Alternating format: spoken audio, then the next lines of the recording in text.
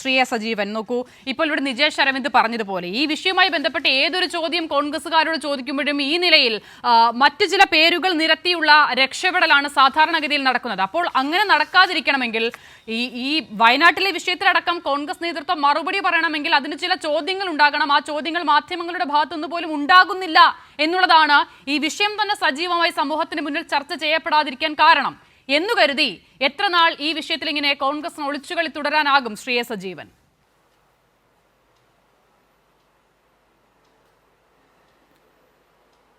ഇതിൽ ഏത് വിഷയത്തിലാണെങ്കിലും ഒളിച്ചു കളിക്കുമ്പോൾ ജനം മനസ്സിലാക്കുന്നുള്ളത് പ്രധാനപ്പെട്ട കാര്യമാണ്.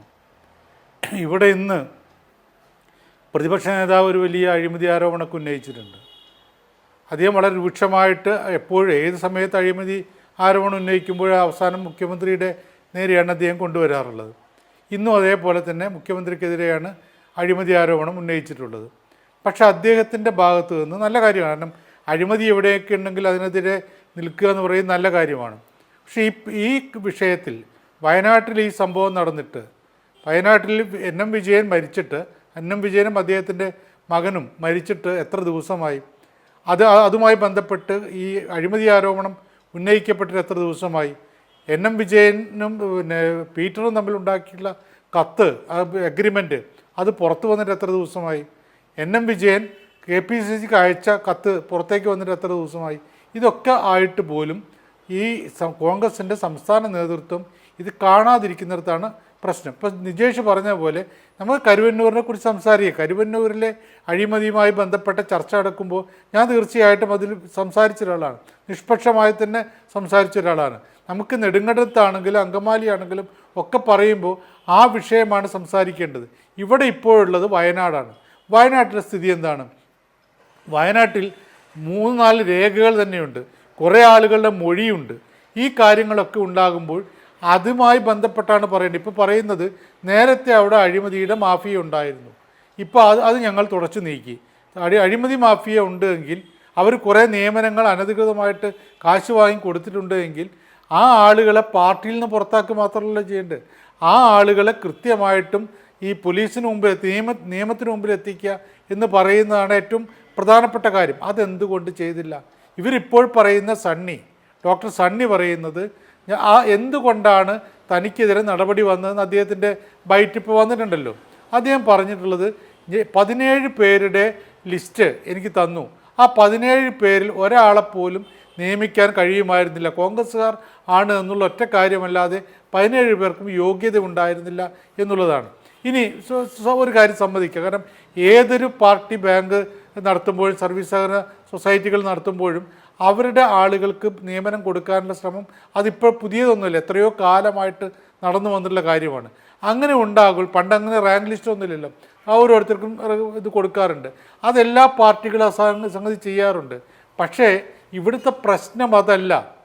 ഈ 17 പേരുടെ അടുത്തുനിന്നോ അല്ലെങ്കിൽ ഇപ്പോൾ പുറത്തു വന്നുള്ള കുറേ ആൾ, ഇപ്പോൾ എൻ വിജയൻ പീറ്ററുമായിട്ടുണ്ടാക്കിയിട്ടുള്ള അഗ്രിമെൻ്റ് അനുസരിച്ചിട്ട് പീറ്ററിൽ നിന്ന് കാശ് വാങ്ങിയ കഥ പറയുന്നുണ്ട്. അല്ലാതെ കുറേ പേര് രംഗത്ത് വന്നിട്ട് ഇപ്പം ഒക്കെ ഞങ്ങൾ കാശ് കൊടുത്തു എന്ന് ഇപ്പം നേരിട്ട് പറയുന്നൊരവസ്ഥയുണ്ട്. ഇവിടെയൊക്കെ എന്താണ്? അഴിമതിയാണ്. അതായത് സ്വന്തം പാർട്ടിക്കാരാണെങ്കിലും അവരിൽ നിന്ന് പോലും ലക്ഷങ്ങൾ വാങ്ങിയിട്ട് നിയമനം കൊടുക്കാൻ ശ്രമിക്കുന്നു. പക്ഷേ തീർച്ചയായിട്ടും നിയമനം കിട്ടിയിട്ടില്ല എന്ന് പറഞ്ഞാൽ ആ ഘട്ടത്തിൽ NM സണ്ണി പറയുന്ന ഒരു പക്ഷേ നമുക്ക് വിശ്വസിക്കേണ്ടി വരും. ഇങ്ങനെ ഒരു ലിസ്റ്റ് തന്നു, ആ ലിസ്റ്റിൽ ഒരാൾ പോലും ഈ റാങ്ക് ലിസ്റ്റിൻ്റെ 4 അയലത്ത് പോലും വരാത്തൊരു അത്രയും പിറകിൽ നിൽക്കുന്ന ആളുകൾ, പരിഗണിക്കപ്പെടാൻ ഒരു യോഗ്യതയുമില്ലാത്ത ആളുകൾ ആണെന്ന് പറയുമ്പോൾ നമ്മളതൊക്കെ ആ നിയമനം കൊടുത്തില്ല, കോൺഗ്രസ്സുകാർക്ക് കൊടുത്തില്ല, അല്ലെങ്കിൽ കോൺഗ്രസ്സുകാർക്ക് കൊടുത്തു, അതൊന്നും ഒരു വിഷയമാക്കട്ടെ. കാരണം അത് പറയുമ്പോൾ പല ആളുകൾക്ക് പല പാർട്ടികളും ഇതേപോലെ ചെയ്യുന്നുണ്ടാകും. പക്ഷെ കാശ് വാങ്ങിയിട്ട് നിങ്ങൾ നിയമനം കൊടുക്കാതിരിക്കുന്നു, കാശ് വാങ്ങുന്നു എന്ന് പറയുന്നതാണ് ഏറ്റവും പ്രധാനപ്പെട്ട കാര്യം. കാശ് വാങ്ങി നിയമനം കൊടുക്കാതിരിക്കുന്നു എന്നുള്ളതല്ല, കാശ് വാങ്ങും, സ്വന്തം പാർട്ടിക്കാരടുത്ത് പോലും ലക്ഷങ്ങൾ വാങ്ങുന്നു എന്ന് പറഞ്ഞാൽ അതാര് ചെയ്തു? ഞാൻ ഇതുമായി ബന്ധപ്പെട്ട ചർച്ച തുടങ്ങിയ അന്ന് മുതൽ ഇതിൽ പങ്കെടുക്കുന്ന ഒരാളാണ്, പല ചാനലുകളായിട്ട് പങ്കെടുക്കുന്ന ഒരാളാണ്. അതിൽ IC ബാലകൃഷ്ണൻ ഉൾപ്പെടെയുള്ള ആളുകളും ചർച്ചയിൽ വന്നിരിക്കുന്ന ആളുകളൊക്കെ പറയുന്നത്, IC ബാലകൃഷ്ണൻ പ്രത്യേകിച്ചും അദ്ദേഹമാണുള്ള ആരോപണ വിധേയനായിട്ട് ഒരാൾ, അദ്ദേഹം പറയുന്നത് ഈ അഗ്രിമെൻറ്റിൽ എൻ്റെ പേര് എഴുതി ചേർത്ത് വ്യാജമാണ്. എഗ്രിമെൻ്റ് വ്യാജമാണെന്ന് ഒരിക്കൽ പോലും IC ബാലകൃഷ്ണൻ പറയുന്നില്ല. അങ്ങനെയാണെങ്കിൽ എന്താണ് പറയേണ്ടത്? NM വിജയൻ ഈ എഗ്രിമെൻ്റ് ഉണ്ടാക്കിയിട്ടുണ്ട്, അദ്ദേഹം തട്ടിപ്പ് നടത്തിയത് പറയണം, ഒന്നുമില്ല അത് പറയണം. അതല്ലെങ്കിൽ ഇങ്ങനെ ഒരു സംഭവമേ ഇല്ല എന്ന് പറയും. കോൺഗ്രസ്സുകാർ അങ്ങനെ പറയുകയാണെങ്കിൽ അത് ഞാൻ അതിനോട് ആ നിലപാട് അവരുടെ പാർട്ടി നിലപാടാണെന്ന് പറഞ്ഞ് യോജിക്കും. കാരണം അത് ശരിയാണോ തെറ്റാണോ എന്നുള്ളതല്ല, ഇങ്ങനൊരു എഗ്രിമെൻറ്റിൽ ഇത് കള്ള എഗ്രിമെൻ്റാണ് എന്ന് പറഞ്ഞിരുന്നെങ്കിൽ നമുക്ക് വിശ്വസിക്കാം. ഇപ്പോൾ പറയുന്ന ഐസക് ഉൾപ്പെടെയുള്ള ആളുകളുടെ മൊഴി, അവരിപ്പോൾ പുറത്തു വന്നിട്ട് പറയുന്ന കാര്യങ്ങൾ അതൊക്കെ കള്ളമാണ്, അവരോടൊന്നും കാശ് വാങ്ങിയിട്ടില്ല എന്ന് വേണമെങ്കിൽ പറയും. ഇതിലൊക്കെ പറയുന്ന കാര്യം IC ബാലകൃഷ്ണൻ്റെ പേര് എഴുതി ചേർത്ത് വ്യാജമാണ്, IC ബാലകൃഷ്ണൻ ഈ ഉടമ്പടി ഉണ്ടാക്കുമ്പോഴൊന്നും രംഗത്തില്ല എന്നൊക്കെ പറഞ്ഞ് IC ബാലകൃഷ്ണൻ ഇത് പോലീസ് അന്വേഷിക്കട്ടെ. IC ബാലകൃഷ്ണന് കൊടുക്കണം എന്നുള്ള അഭിപ്രായമൊന്നും എനിക്കില്ല. പക്ഷേ ഇവിടെ ഇങ്ങനൊരു സംഭവം നടന്നു എന്നതിൻ്റെ അത്യാവശ്യം രേഖകളൊക്കെ ഉണ്ട്. NM വിജയൻ KPCC പ്രസിഡന്റിന് അയച്ച കത്തുണ്ട്. അതിനേക്കാളൊക്കെ അപ്പുറത്ത് ഇതിലിടപെട്ടിട്ട് ജില്ലാ കോൺഗ്രസ് നേതൃത്വം ഇതിലിടപെട്ട അന്വേഷണം നടത്തിയിരുന്നു എന്നുള്ള കാര്യം ND അപ്പച്ചൻ പലതവണയായിട്ട് പറഞ്ഞിട്ടുണ്ട്. അപ്പോൾ എന്തുകൊണ്ടാണ് അന്വേഷണം നടത്തിയിട്ടുള്ളത്? അപ്പം അന്വേഷണം നടത്തിയിട്ട് വെട്ടിപ്പ് നടത്തിയിരുന്നത്, നിയമന തട്ടിപ്പ് നടത്തിയിട്ടുള്ളത് NM സണ്ണിയാണ് എങ്കിൽ എന്തുകൊണ്ട് NM സണ്ണിയെപ്പോലുള്ള ഒരാളെ നിയമത്തിന് മുന്നിൽ പോലീസിന് മുന്നിൽ കൊണ്ടുവന്നില്ല എന്നുള്ള ഒരു ചോദ്യമുണ്ടല്ലോ. അപ്പോൾ അതിന് പകരം അദ്ദേഹത്തെ പുറത്താക്കുകയാണ് ചെയ്തിട്ടുള്ളത്. അപ്പോൾ ആ സമയത്താണ് NM സണ്ണി പറയുന്ന ഒരു കാര്യമുള്ളത്, ഈ 17 പേരെ നിയമിക്കാത്തതിൻ്റെ പേരിൽ പുറത്താക്കിയിട്ടുണ്ട്. അപ്പോൾ ഇത് ഏതാണ് ശരിയെന്നുള്ളത് കണ്ടുപിടിക്കണം. അപ്പോൾ നമ്മൾ ഈ വിഷയമാണ് ഇപ്പോഴും ചർച്ചയ്ക്കുള്ള ഈ വയനാട്ടിലെ വിഷയത്തിൽ എന്ത് നിലപാടെടുക്കുന്നു. തീർച്ചയായിട്ടും അന്വേഷണം നടക്കുമ്പോൾ അതിനെ അതിനെ അംഗീകരിക്കാൻ തയ്യാറാവാതെ പലപ്പോഴും ഇന്ന ആൾക്ക് കുറ്റക്കാരനല്ല, അദ്ദേഹത്തെ ഒറ്റപ്പെടുത്തിയാൽ ഞങ്ങളെല്ലാം വെറുതെ വിടില്ല, രാഷ്ട്രീയമായിട്ട് നേരിടുന്നൊക്കെ പറയുമ്പോൾ ഇവിടെ ഒറ്റപ്പെടുത്തിയില്ല, പോലീസ് അന്വേഷിച്ചുകൊണ്ട് ഇരിക്കുന്നതിലുള്ള ആരോപണങ്ങൾ വരും. ഇപ്പോൾ IC ബാലകൃഷ്ണനെതിരെ എതിർ പാർട്ടിക്കാർ ആരോപണം ഉന്നയിക്കാൻ അദ്ദേഹത്തിന് പേരുണ്ട്, അദ്ദേഹത്തിന് വേണ്ടിയാണ് വാങ്ങിയെന്ന് പറയുന്ന മൊഴികളുണ്ട്. ഇപ്പോൾ സ്വാഭാവികമായിട്ട് ആരോപണമാണ്.